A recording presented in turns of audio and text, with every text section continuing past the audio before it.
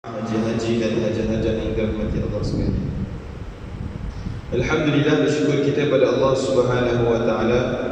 Allah masih lagi berikan kita satu peluang dan juga satu ruangan sama-sama kita berkumpul pada malam ini dengan tujuan dan matlamat yang sama, iaitu untuk kita menuntut ilmu. Bahkan selain kita dapat ilmu dalam majlis ilmu, banyak kelebihan-kelebihan lain yang kita dapat. Kita manfaatkan kesihatan yang Allah berikan, kelapangan yang Allah berikan. Kita manfaatkan dengan datang ke tempat-tempat yang baik, tempat-tempat yang mulia. Mungkin bagi mereka yang bekerja, waktu pagi disibukkan dengan mungkin nak hantar anak pergi sekolah dan sebagainya. Kemudian dia sendiri pergi bekerja 9 sampai 6, 8 sampai 5. Separuh hari dah habis masa dengan bekerja. Jadi mungkin di sana akan ada tekanan, akan ada stres, akan ada pressure dalam kehidupan. Jadi ketika itulah di sana tempat ataupun ada ruangan-ruangan untuk kita mencari ketenangan, untuk buang kembali tekanan-tekanan yang ada dalam kehidupan kita. Datang ke tempat-tempat yang adanya ketenangan. Antaranya datang ke masjid, datang ke surau, datang melazimi majlis ilmu. Ini antara tempat-tempat yang memberikan ketenangan dalam kehidupan kita. Itulah, selain kita mendapat ilmu, kita juga dapat ketenangan, dapat kerahmatan, dapat keberkatan. Terlampau banyak kelebihan yang ada, yang kita dapat ketika mana kita menuntut ataupun melazimi majlis-majlis ini. Mudah-mudahan Allah berikan kita kesihatan yang baik, masa yang diberkati, untuk sama-sama kita konsisten istiqamah dalam melazimi rumah-rumah Allah dan juga melazimi majlis-majlis ilmu. Allahumma amin. Kita juga telah memasuki satu fasa yang baru, angka yang baru, tahun 2023, di mana bila sebut tahun 2023 bermaksud berlaku peningkatan umur setiap daripada kita. Walaupun di sana ada kritikan, apa ni tahun baru Masihi ni tahun orang kafir, kita tak boleh sambut.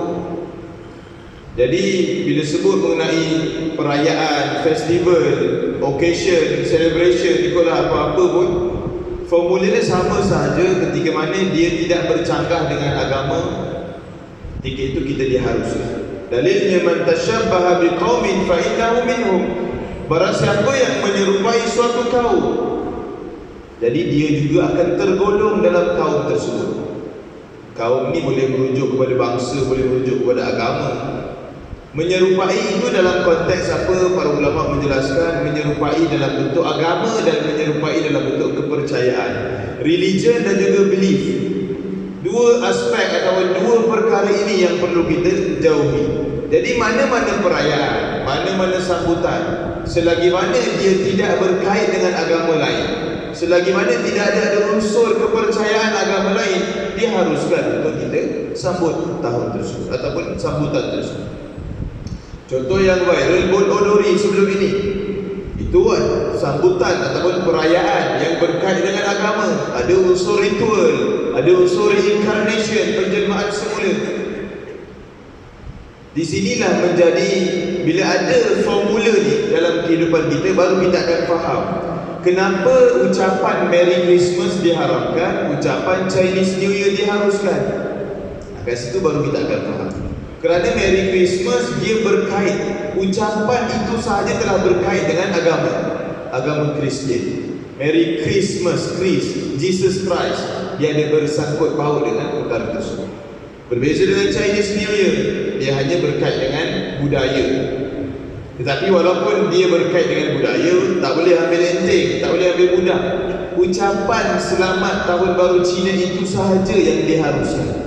Adapun pengamalan dalam tahun baru Cina perlu lihat satu persatu. Contohnya Feng Shui, tak boleh, haram. Nak tahu apa tu Feng Shui, Google lah kali. Itu berkait dengan yin yang, berkait dengan kepercayaan, haram. Contohnya apa dia? Lion dance, tarian singa, tarian naga, itu semua diharamkan kerana berkait dengan tuah, kepercayaan. Yang diharuskan apa ni Ustaz? Kalau semua diharamkan, ada yang diharuskan. Contohnya Yiseng ataupun Yisang, sambutan ataupun pesta makan besar orang-orang Cina. Jadi selagi mana makanan itu makanan yang halal dan tidak ada apa-apa kepercayaan lain, boleh dia haruskan. Memakai baju merah seperti tahun baru Cina, boleh atau tak boleh? Boleh, dia haruskan. Selagi mana pemakaian baju itu tidak berkait dengan mana-mana agama lain atau mana-mana kepercayaan. Jadi itu formula asal. Bila faham formula asal, kita boleh kaitkan. Tahun baru berkait dengan agama atau budaya. Jadi tahun baru budaya. Boleh untuk kita raikan, boleh untuk kita sambut. Cuma sambutlah dengan cara yang memberi manfaat kembali pada kita. Nabi sebut dalam hadis, khairukum man tala umruhu wa husnu amal. Sebaik-baik kamu adalah ketika mana dipanjangkan umur kamu, semakin bertambah baik amal ibadah kamu. Atau kama qala Nabi. Jadi masuk tahun 2023, ada dalam kalangan kita dah masuk umur 30-an, 40-an, 50-an, 60-an, 70-an. Jadi semua meningkat umur. Jadi Nabi sebut dalam hadis, peningkatan umur kita itu perlu selari dengan peningkatan amal ibadah kita. Jadi bertambah atau tidak amal ibadah kita tahun ini berbanding tahun lepas. Di sanalah perlunya keazaman. Jadi azam tahun baru ini, walaupun asalnya adalah adat, asalnya adalah budaya, tetapi sekiranya digabungkan dengan hadis tadi, dia akan menjadi ibadah. Azam tahun baru ni aku nak solat duha berbanding tahun lepas. Tahun lepas tak solat duha, jadi tahun ni aku berazam nak solat duha. Ikutlah 2 rakaat, buat 3 kali seminggu pun okey. Untuk permulaan. Itu azam. Azam tahun baru aku nak banyak bersedekah, banyak berselawat, nak solat witir, nak buat ni buat itu. Itu azam kita tahun baru. Itu antara satu benda yang baik. Azam aku tahun ni aku nak berkahwin, contohnya. Bagi yang bujang 4 lah. Yang bujang 3 tu boleh berangan dulu. Boleh berangan. Sekarang ni pun tengah hangat isu poligami. Jadi jangan buat hal. Tunggu reda dulu, barulah mulakan proses anda. Jadi itu bermula dengan keazaman. Disebut dalam hadis, berazam dalam melakukan sesuatu perkara yang baik dah mendatangkan pahala. Belum buat lagi. Berbeza dengan berazam nak melakukan suatu perkara yang mendatangkan dosa. Selagi mana tak dibuat, tak dapat dosa lagi. Itulah antara konsep kasih sayang Allah. Seperti mana kita bincang sebelum ini dalam sifat Ar-Rahman dan juga Ar-Rahim. Tingginya kasih sayang Allah pada hamba-Nya, berazam buat benda baik dapat pahala dah. Besok aku nak bangun camp mulai lah. Dia rasa dia dah berazam dah. Tapi tak bangun dah azan subuh. Dia tetap dapat pahala seperti mana orang bangun camp mulai. Sebab dia dah ada keazaman. Berbeza dengan orang nak buat maksiat, nak buat dosa. Aku nak curi lah selipar dia paling, selipar dia macam lawa je. Dia keluar, tiba-tiba nampak satu peringatan. Contohnya, berjaga-jaga dengan perbuatan dosa, nanti akan dilemparkan dalam neraka. Contoh, dia pun terinsaf sendiri, dia pun tak buat perbuatan tadi. Jadi selagi mana tak terbuat perbuatan tu, tak dapat apa-apa. Walaupun dia dah niat dan nak buat benda buruk, tetapi masih tak dapat. Itulah tingginya nilai kasih sayang Allah kepada hamba. Jadi begitulah masuknya tahun baru. Bukan tempat kerja sahaja ada KPI. Ramai orang bekerja-kerja nak buat KPI kat tempat kerja. Performance kita macam mana dan sebagainya. Bagaimana pula dengan performance diri kita? KPI diri kita bagaimana? Tahun lepas bagaimana amalan kita? Bagaimana bacaan Quran kita? Bagaimana sedekah kita? Bagaimana solat kita? Bagaimana ilmu kita? Itulah postmortem yang perlu dibuat untuk penambahbaikan untuk tahun ini. Kita juga berbaki 2 bulan nak menghadapi bulan Ramadan. Takkan besok Ramadan, hari ini baru nak pulun baca Quran, nak pulun sedekah, nak pulun selawat. Tidak. Perlu ingat satu konteks, satu kod. Ramadan ini bukan permulaan kepada ibadah, tetapi Ramadan ini adalah penggandaan kepada ibadah. Bukan masuk Ramadan baru nak mula buat ibadah. Tidak. Ibadah tu kita dah buat dah. Masuk bulan Ramadan, ibadah yang kita dah buat tadi kita multiple kan. Kita gandakan ibadah tadi. Contoh, sebelum masuk Ramadan kita solat duha 2 rakaat. Masuk Ramadan gandakan jadikan 4 rakaat. Begitulah juga amalan-amalan yang lain. sedekah kita, solat sunat kita. Yang tak pernah buat solat sunat isyraq, buat solat sunat isyraq. Solat sunat isyraq apa tu Ustaz? Google lah solat tu. Ada dekat dalam Google, boleh baca. Solat sunat awabi, pernah buat tak pernah buat? Tak tahu, search Google, cari macam mana nak buat, apa niat dia. Walaupun ada mereka yang cakap itu bid'ah lah, apalah itulah, tapi kita ada nas, kita ada sandaran. Solat witir, bila last kita buat? Boleh jadi Ramadan tahun lepas. Jadi takkanlah dalam Ramadan ni kita nak buat. Sedangkan solat witir ini menjadi salah satu solat yang wajib dalam mazhab Hanafi. Mazhab Hanafi dia ada 6 solat fardu sehari semalam. Kenapa? Kerana Nabi tak pernah tinggal solat witir dalam kehidupan baginda. Jadi nak bagi tahu tingginya nilaian pada solat witir itu, rugi kalau tak buat. Sampai ada mazhab lain yang mewajibkan amalan tersebut, maksudnya ada nilaian tertentu, rugi. Buat 1 rakaat, minimum 1 rakaat pun okey lah. Solat sunat witir. Jadi itulah bagaimana kita nak hidupkan tahun baru kita, dan berjaga-jaga dengan 2 malam ataupun dengan 2 hari. Satu malam New Year, satu lagi malam Valentine's Day. New Year dah lepas, akan datang Valentine's Day 14 Februari 2023. Berjaga-jaga dengan 2 malam ini, 2 hari ini. 2 hari ini adalah 2 hari musim mengawan.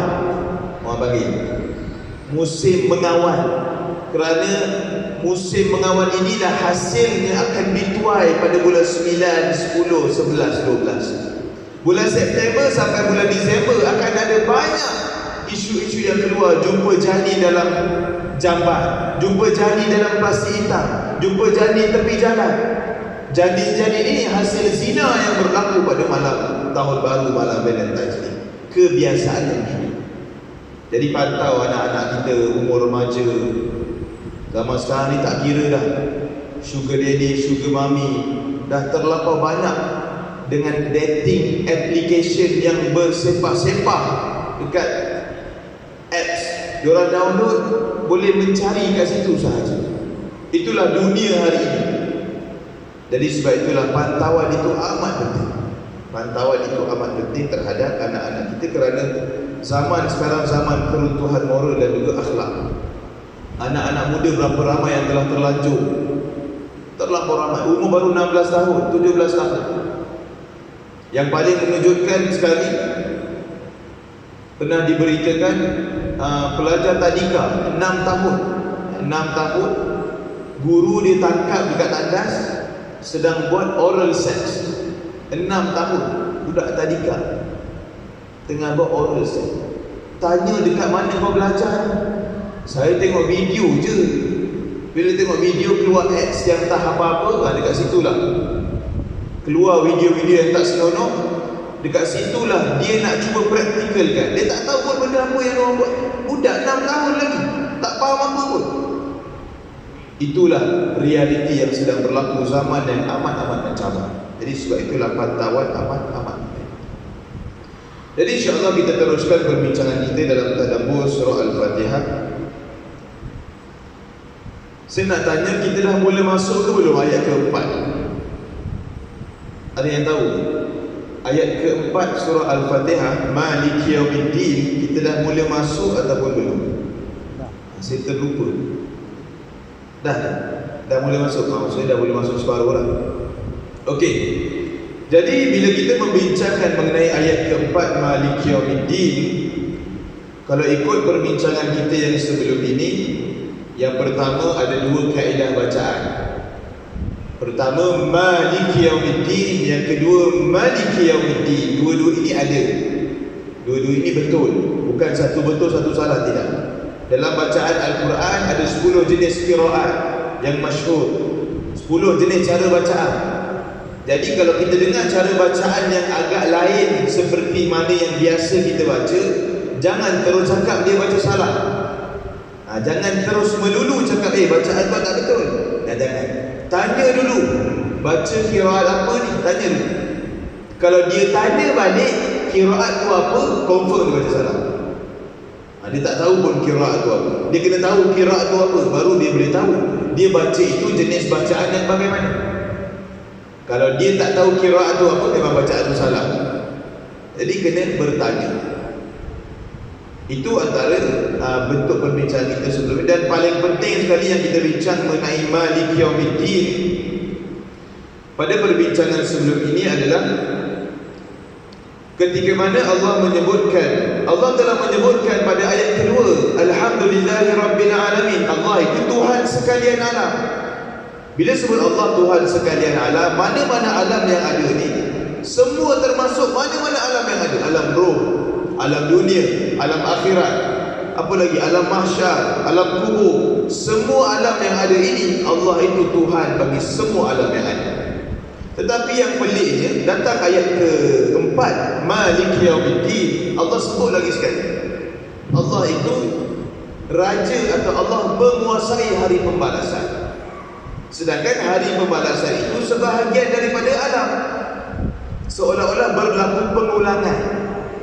Jadi para ulama sebut, kenapa berlaku pengulangan? Kerana bila Allah menyebutkan Allah Tuhan sekalian alam, di dalam alam dunia ini manusia ada berbagai-bagai jawatan. Ada sebagai pengerusi, ada sebagai CEO, ada sebagai PM, ada sebagai TPM, ada sebagai agung, sultan. Pelbagai jawatan manusia ada dekat atas dunia ini. Tetapi berbeza dengan alam akhirat, berbeza dengan hari pembalasan, semua manusia akan dicabut jawatan mereka. Yang hanya ada jawatan adalah Allah Subhanahu wa taala, iaitu sebagai Raja, sebagai Tuhan. Sebab itulah berlaku pengulangan, kerana Allah nak menegaskan pada ayat keempat ini, di hari pembalasan dah tidak ada jawatan yang lain. Manusia semua sama sahaja, tidak ada penjawatan. Yang paling berkuasa adalah Allah Subhanahu wa taala. Sebab itulah berlaku pengulangan antara bentuk perbincangan kita. Dan yang paling penting adalah ketika mana perbincangan kita berkaitan dengan Maliki Yaumiddin, agama itu sebagai penyelamat manusia di hari pembalasan. Ad-din membawa maksud agama, tetapi dalam terjemahan ditulis hari pembalasan. Kenapa tidak hari agama?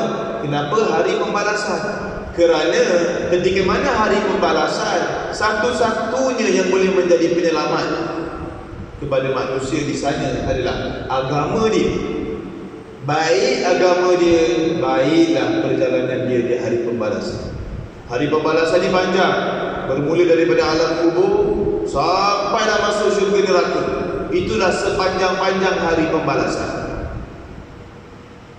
Dan nak memastikan perjalanan kita baik sampai kita masuk ke dalam syurga, satu sahaja currency yang digunakan, satu sahaja KPI yang ada dilayan di sisi Allah, iaitu amalan kita. Sebab itulah berkait dengan hadis tadi, meningkat umur kita, meningkat juga amalan kita, itu juga menjadi penanda aras kehidupan kita akan bertambah baik di hari pembalasan. Jangan bertambah umur, bertambah usia, bertambah putih rambut kita, bertambah putih janggut kita, makin jauh dengan Allah. Itu lagi bahaya. Itu lagi bahaya dan amat membimbangkan. Pernah diceritakan dalam satu rush, ada satu disco ni. Jadi adalah satu rush daripada pihak Jabatan Agama bersama dengan pihak polis yang ada autoriti lah. Biasanya tempat-tempat kelab malam dan sebagainya ni anak-anak muda lah kebiasaannya. Tapi yang mengejutkan pada malam itu, memang ada Pak Haji sekali dalam tu. Pak Haji tengah cucuk langit, kau kata. Pak Haji putih apa semua, kopiah dalam poket. Mungkin baru balik dari surau lah. Kita bila tengok terkejut. Sepatutnya semakin berusia, semakin dekat dengan Allah. Semakin berusia, sepatutnya semakin dia datang masjid surau. Sebab dia sedar mungkin masanya tak lama, tetapi tak ada kesedaran. Ini bahaya. Ini bahaya. Bukan nak cakap orang muda ni usia dia panjang, tak juga. Orang muda pun dah ada penyakit tinggi selangkan. Umur 25 tahun dah ada kencing manis, darah tinggi, blood pressure tinggi, semua dah ada. Ada juga. Zaman sekarang ni pelbagai, semua benda pelik-pelik berlaku je. Tapi kebiasaannya disebut dah makin berusia, dah makin berumur tu, kenalah ingat dekat Allah. Kenalah ingat dekat Allah. Tapi sebaliknya yang berlaku. Jadi sebab itulah kena sedar diri. Kena sedar diri bila mana bertambah usia kita, lagi dah masuk 50-an, 60-an, 70-an. Berhenti-hentilah bergaduh, berhenti-hentilah orang kata merendahkan orang lain, meremehkan orang lain. Jaga kualiti agama kita. Sebab agama inilah akan menjadi penyelamat kita di hari pembalasan. Sebab itulah dalam banyak-banyak ayat dalam surah Al-Fatihah 1 sampai 7, ini antara ayat yang paling penting kita ambil pengajaran. Bukan semata-mata kita baca Maliki Yaumiddin, tetapi apa intipati yang boleh kita ambil daripada Maliki Yaumiddin. Bila baca ayat Maliki Yaumiddin ni, kena renung balik dalam diri kita, bagaimana tahap agama aku, bagaimana tahap keimanan aku, bagaimana tahap ketakwaan aku. Kena tanya, hari ini aku ada buat dosa ke tak? Bagaimana hubungan aku dengan Allah hari ini? Bagaimana hubungan aku dengan manusia hari ini? Aku ada sakitkan hati orang? Aku hina orang? Aku dengar ke tak cakap mak ayah aku? Tanya balik diri kita. Itu nilaian sebenar yang lahir daripada Maliki Yaumiddin, bukan semata-mata baca untuk sahkan solat kita. Tidak. Pengulangan Al-Fatihah yang berulang kali kita baca setiap hari ini, sebenarnya antara poin utamanya bagaimana kita mengambil intipati dalam surah Al-Fatihah, khususnya berkaitan dengan ayat keempat ini, Maliki Yaumiddin. Jadi dia memberi satu impak yang besar sebenarnya dalam kehidupan. Jadi insya-Allah sambungan kita sedikit kita ambil tafsiran berkaitan dengan Maliki Yaumiddin. Dalam ayat-ayat sebelum ini, sebelum ayat Maliki Yaumiddin, iaitu Bismillahirrahmanirrahim, Alhamdulillahirabbil alamin, Arrahmanirrahim, dinyatakan konsep tauhid dan ubudiyah kepada Allah. Konsep tauhid dan ubudiyah. Jadi bila kita lihat ayat 1, 2, 3, 4, empat ayat yang pertama ini sebenarnya ayat yang berkaitan dengan Allah, berkaitan dengan nama-nama Allah, berkaitan dengan sifat Allah, berkaitan dengan kekuasaan Allah. Jadi sebab itulah dia dikategorikan sebagai akidah, sebagai tauhid, nak memantapkan jati diri dalam diri kita. Setelah kita memahami konsep tersebut, dinyatakan pula dalam ayat ini, iaitu Maliki Yaumiddin, sifat terpenting Allah Subhanahu wa Ta'ala yang melayakkannya menjadi Tuhan yang hak, iaitu sifat atau ciri menguasai hari pembalasan. Kekuasaan yang satu-satunya berkuasa pada hari tersebut, iaitu Allah Subhanahu wa Ta'ala. Tidak ada makhluk lain yang berkuasa selain daripada Allah pada waktu tersebut. Dalam masa yang sama bagi umat Islam, ayat ini menegaskan satu rukun daripada rukun iman, iaitu kepercayaan kepada hari pembalasan ataupun hari kiamat.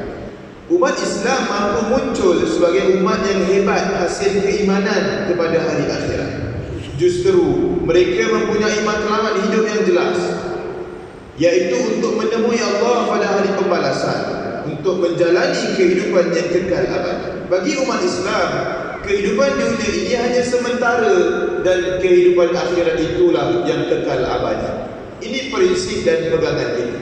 Sebab itulah dalam satu kata-kata ulama, saya tak ingat kata ulama atau hadis, dunia ini adalah penjara bagi orang mukmin, tetapi syurga bagi orang kafir. Kenapa? Kerana bagi orang mukmin itu terlampau banyak, orang kata apa, restriction, terlampau banyak halangan, terlampau banyak sekatan, terlampau banyak panduan. Ini boleh buat, ini tak boleh buat. Umat Islam tak boleh minum arak, tak boleh makan daging khinzir, tak boleh buat itu, tak boleh buat, ada banyak larangan. Tak boleh pegang perempuan suka-suka hati, kena jaga percakapan kita, kena jaga pergaulan kita. Benda-benda ini semua tidak ada pada orang bukan Islam. Orang bukan Islam bebas. Sebab itulah disebut dunia ini penjara bagi orang mukmin, tetapi syurga bagi orang kafir. Sebab itulah kalau kita rasa kita ini dikongkong dengan agama kita, itu hanyalah sementara. Kerana di hari akhirat nanti arak itu akan mengalir seperti air sungai. Itu disebut dalam Al-Quran. Jadi terlampau banyak nikmat yang tak terjangkau dengan akal yang akan kita jumpa dekat syurga. Ini juga disebut dalam satu hadis. Hadis ini ada dalam Arba'in Nawawi, 40 hadis Imam Nawawi. Kun fid dunya ka'annaka gharib aw 'abiris sabil. Hiduplah di dunia seakan-akan seperti orang asing ataupun seperti seorang pengembara. Maksudnya apa? Kita ni hanya sementara sahaja dekat dunia. Dunia ini hanya transit saja. Daripada alam roh nak ke alam akhirat, nak ke alam pembalasan, dunia ini hanya transit sahaja. Kita hanya bermusafir. Bahaya semua musafir. Sebab ada golongan ni dia menggunakan hadis ini. Kita ni kan musafir dekat dunia. Jadi tiap-tiap hari dia buat solat jamak qasar. Tiap-tiap hari dekat rumah dia bukan musafir pun. Tapi bila dia baca hadis ni, oh, kita dekat dunia ni musafir. Daripada alam roh nak ke alam akhirat lebih 2 marhalah. Jadi hari-hari kita buat solat jamak qasar. Tentu pun ada. Macam-macam. Pernah saya jumpa dia solat maghrib. Dia musafir lah. Sekali musafir. Dan ketika mana solat maghrib, dia pun solat rakaat pertama. Dia pun solat rakaat kedua. Rakaat kedua dekat i'tidal tu, sami Allahu liman hamidah, rabbana lakal hamdu, assalamualaikum warahmatullahi. Assalamualaikum warahmatullahi. Dia buat maghrib 1,5 rakaat. Tu pun tanyalah, belajar mana? Kan solat jamak qasar kan kita separuh kan. 4 rakaat zuhur jadi 2, 4 rakaat asar jadi 2, 4 rakaat isyak jadi 2, 3 rakaat 1,5. Tepuk dah dia.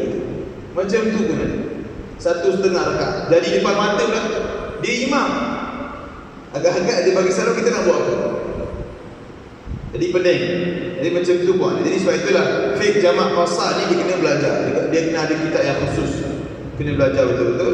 Bermacam-macam salah faham yang muncul ketika mana kita tidak faham mengenai jamak dan qasar. Begitulah seperti mana kita sebut ni. Kita di dunia ini hanya sementara, seperti seorang musafir pengembara. Ini sebenarnya satu bentuk kiasan. Kita ni tak lama dekat dunia ni. Benda yang tak lama, benda yang tak kekal ni, kita tak nak sayang sangat. Itu poin dia. Kita nak capai benda yang kekal nanti, iaitu dekat hari akhirat. Itu matlamat utama dia. Sebab itulah matlamat utama antara matlamat penciptaan manusia, wa tazawwadu fa inna khairaz zadi taqwa. Hidup dekat dunia ini wa tazawwadu, untuk mencari bekalan. Fa inna khairaz zadi taqwa, dan sebaik-baik bekalan untuk dibawa ke hari akhirat di atas dunia ini adalah bekalan takwa. Jadi kena cari ketakwaan. Apa itu takwa? Takut pada Allah. Apa itu takut pada Allah? Banyak definisi yang ada.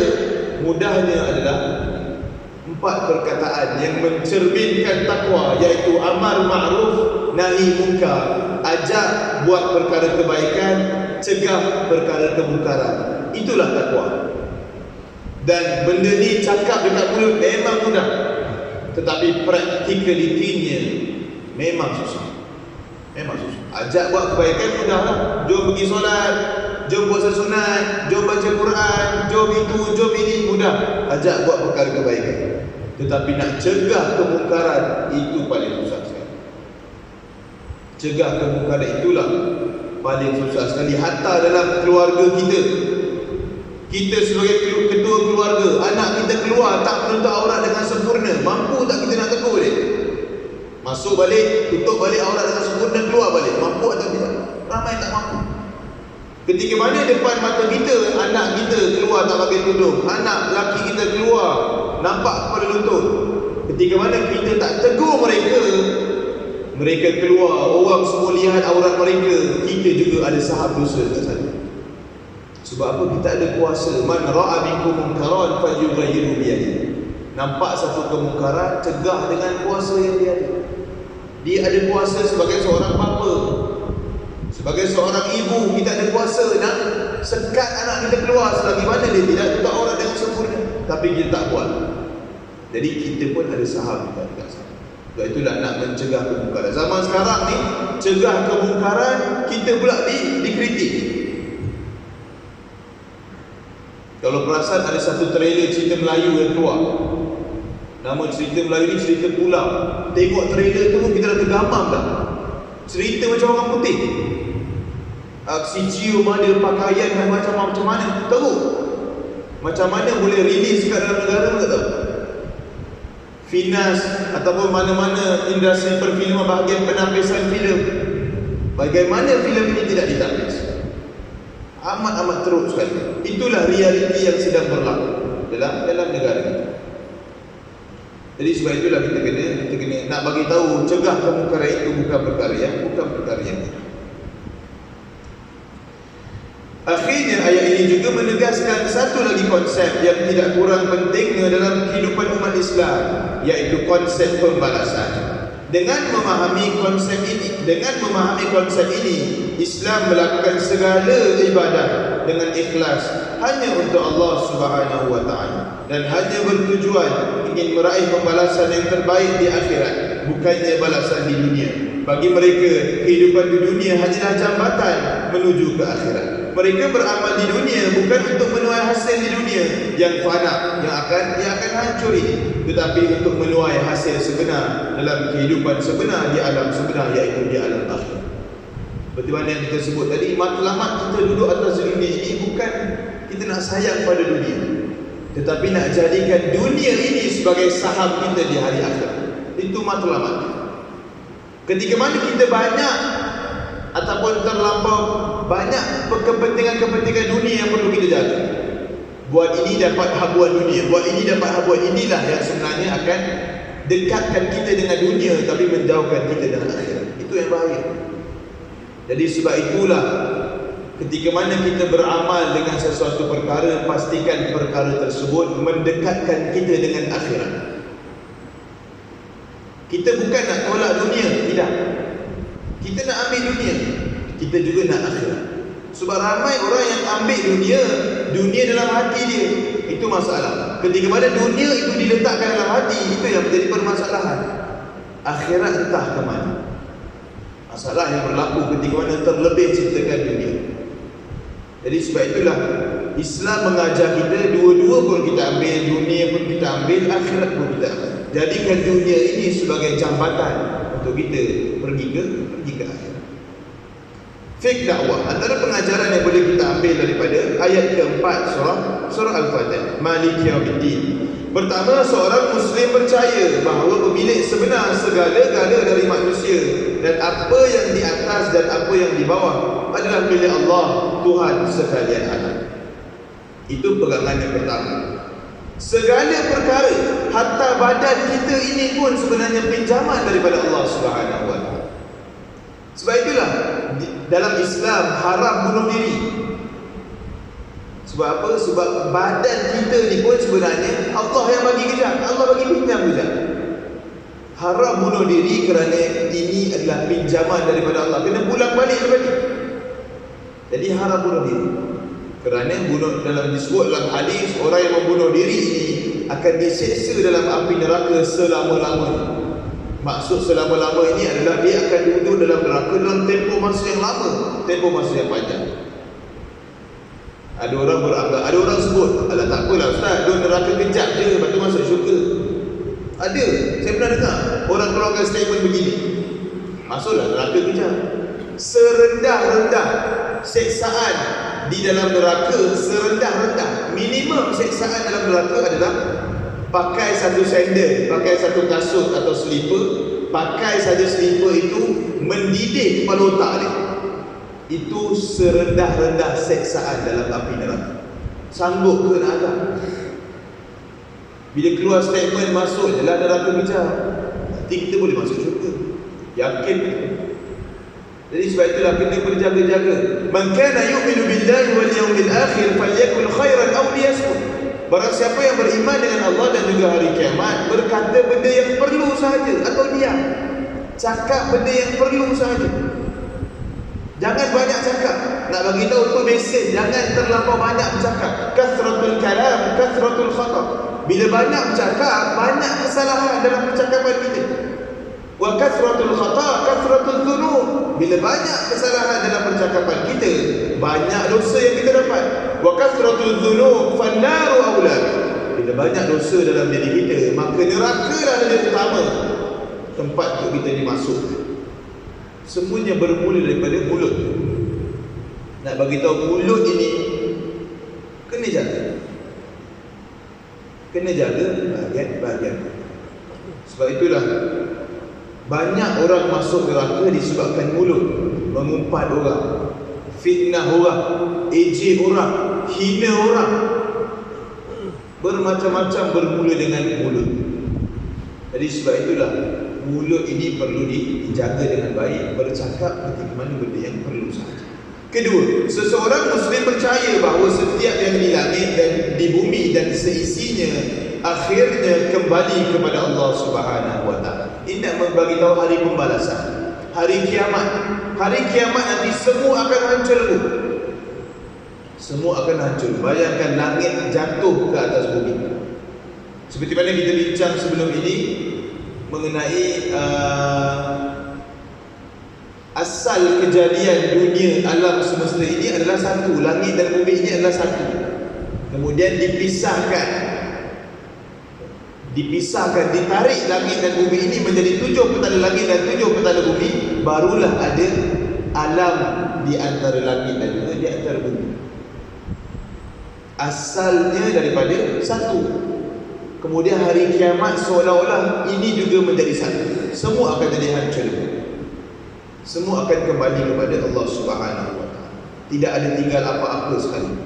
Ketiga, seorang Muslim percaya bahawa di sana ada satu hari di mana semua makhluk dibangkitkan, semula dibicara dan dibalas. Amalan baik akan dibalas dengan kebaikan, amalan jahat akan dibalas dengan keburukan.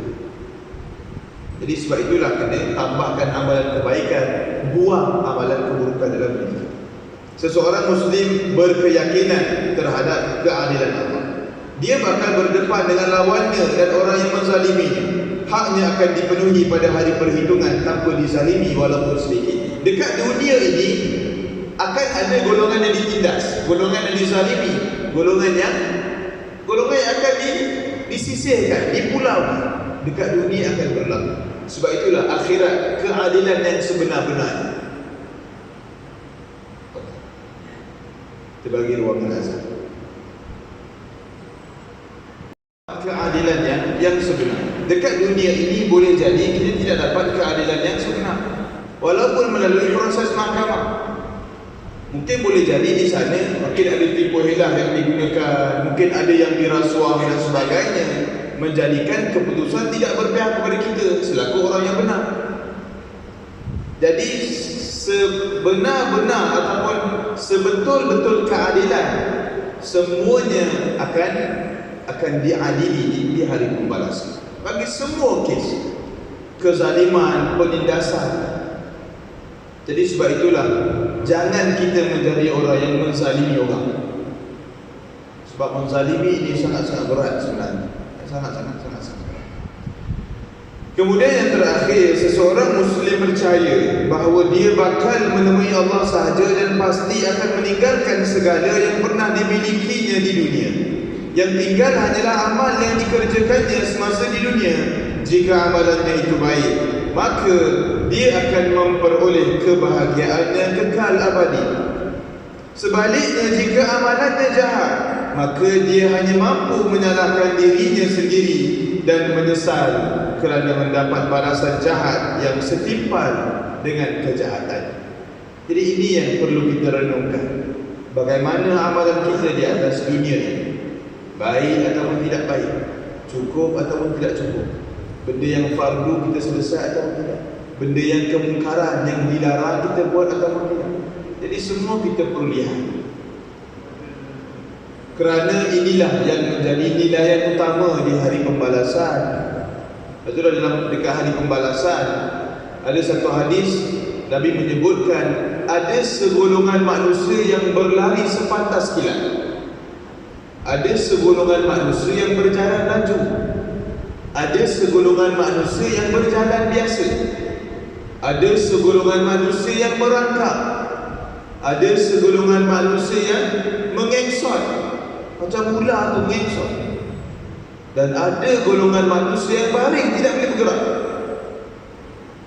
Jadi sahabat bertanya pada Rasulullah, siapakah golongan-golongan ini? Inilah golongan-golongan berdasarkan bagaimana amalan mereka di atas dunia dahulu. Baik amalan mereka, A+ amalan mereka, semua terjaga dengan baik, dia akan melalui semua fasa-fasa di hari pembalasan sepatas kilat. Laju, sedar-sedar dah masuk dalam syurga. Berbeza dengan mereka yang banyak kemungkaran, banyak kemaksiatan, suka zalimi orang, suka mengumpat orang, suka fitnah orang, hutang tak nak bayar. Ini satu hal. Jadi mereka inilah mungkin golongan-golongan yang mungkin tak boleh nak bergerak, ataupun mengengsot, atau merangkak, entah bila nak sampai, tak tahu. Jadi sebab itulah kita sendiri yang ada kuasa untuk membuat pilihan golongan mana yang kita nak jadi. Kita ada kuasa sekarang, sebelum terlambat. Sebelum terlambat. Ketika mana nyawa kita telah diambil oleh Allah Subhanahu Wa Taala, masa itu terlambat. Nak bertaubat pun tak sempat. Jadi sebab itulah ada ruangan masa yang ada sekarang ini, kesihatan yang baik, lakukanlah semaksimum mungkin apa yang boleh kita buat. Bantu orang, sedekah. Ini kita cerita benda fardu dah settle, solat kita dah settle, nak masuk puasa kita dah settle, semua benda-benda fardu dah settle. Tinggal benda-benda sunat, kita tolong orang kat sunat. Gunakan. Kita ada duit yang banyak, contohnya bantu orang. Kita ada tenaga, orang muda, bantu tempat-tempat yang mungkin kena kawasan banjir ke apa, turun padang bantu. Apa sumbangan kita terhadap orang lain, itu sunnah. Jadi sebab itulah semuanya akan kembali kepada diri kita, bagaimana kita memanfaatkan diri kita ini di atas dunia ini, buat perkara yang baik atau buat perkara yang buruk. Itulah sebesar-besar pengajaran yang boleh kita ambil ketika mana kita membaca Maliki Yaumiddin. Agama itu sebagai penyelamat kita di hari pembalasan. Tanya balik diri kita, bagaimana agama aku sekarang? Bagaimana agama aku sekarang? Dekat mana kelemahan yang ada dekat aku? Solat mungkin on off, pastikan solat kita jaga dahulu. Kemudian apa lagi? Dengar mak bapak kita, arahan dan sebagainya. Taat kepada ibu bapa, taat kepada guru-guru di sekolah. Jangan derhaka pada kedua-dua, jangan kurang hajar dengan guru-guru. Itu adab kita sebagai penuntut ilmu. Jadi sebab itulah banyak benda yang perlu dijaga, banyak benda yang perlu kita ambil iktibar. Sebab itu dah disebut dunia ini adalah penjara bagi orang. Banyak kekangan, banyak kongkongan yang kita akan rasa.